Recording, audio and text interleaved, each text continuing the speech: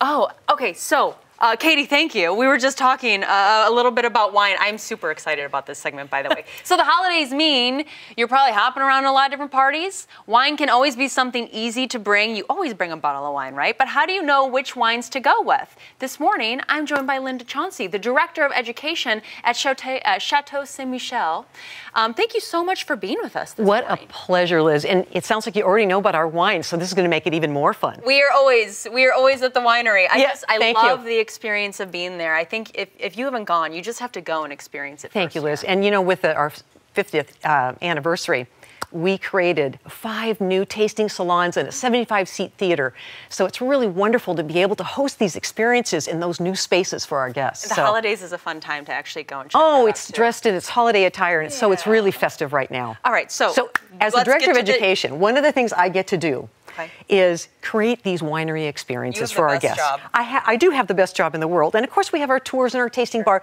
But these winery experiences allow us to do a deep dive into learning more about wine or just having a whole lot of fun.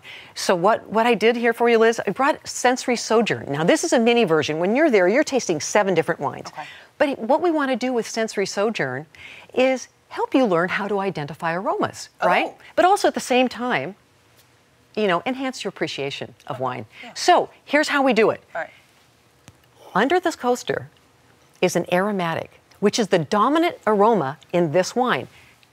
Guess the aromatic. And to do this, Liz, what I want you to do is lift this glass slowly to your nose, give it a sniff, and put the coaster back on. Okay. Oh, I'm nervous. Oh, you should be. I can whisper the answer to you. So that smells like apricot to me. Really close. Oh. Yeah, same family. You're there. Like apricot. Here, wait. Okay. Since it's the dominant aroma in this wine, now taste the wine. Okay. Because that should give you a clue. Twist my arm.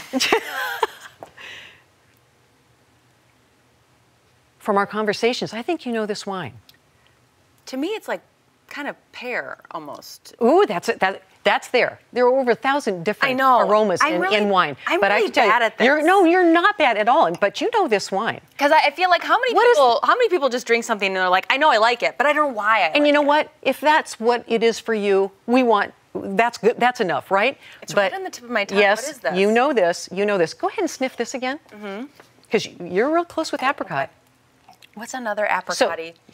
So, you know, 90% of what we perceive as taste is actually smell. Right. So this is really critical. Like when you get a cold. You said it. You got it. You nailed it. Peach? Yes. And I want your viewers to know she did not know this answer. I did not. But now, this is a wine you love, so I'm a big Want to try it again? Yes, absolutely. Okay. Yeah, it's like when you get a cold and for some reason you can't take you can't taste discern the flavor. food for That's right. 2 weeks. Yeah, you cannot discern flavor. This is definitely one of my favorites. In fact, I was telling you, I got my sister-in-law hooked on it, and now she finds it in Houston, Texas. And she buys it all the time. And the Eureka Riesling, actually, is exactly what you're drinking. Oh. And I love that. And it is one of the most food-affable wines ever.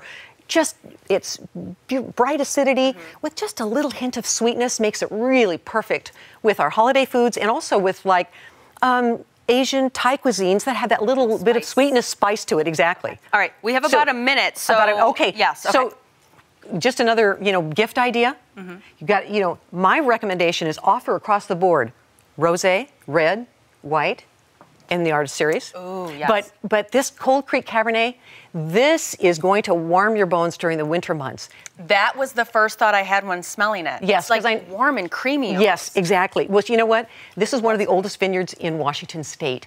Cold Creek, the vines now are 45 years old. The grapes are really small. That means we end up with a real concentrated berry packed with berries, cherries, and a little bit of chocolate. You probably got that. Yes. Yes. That is fabulous. Good. That is then, really nice. The Artist Series, but you already know this one too. I bought that for my mother-in-law a few years ago, and we shipped it to her because it's a beautiful bottle. We have a great memory with it. Wonderful. We took it to dinner, and this is such a fun thing that you guys do. And it's like a collector's item, Liz, because, this is the first wine we make. We make this with the best grapes, the top 1% of our grapes. And so it's basically elegant, refined, complex, so delicious when it just is released, but also ages really well. And each year we commemorate a different artist. In 1993, we started this with Dale Chihuly. But you know, the holiday season wouldn't be complete without some bubbles. And this is the best of both worlds. Rosé is a hot category. It is hot. And sparkling wine, you get all the benefit of the bubbles. I get together with my girlfriends and we love this. The sparkly, the rosé. Exactly. It's the best of both worlds. And Liz, here's the thing. You know, James Bond always paired his champagne with caviar. I recommend French fries, or even better, all those gourmet chips. Goes 3 baskets of gourmet chips, you've got it made. Linda, you're speaking my language. That's what I like. Cheers to you. Happy holidays, Happy Liz. holidays. Thank you so much for having us. Thank you for being here. And please, come back anytime. We love having you. I promise. Thank you. Oh, this is so fabulous.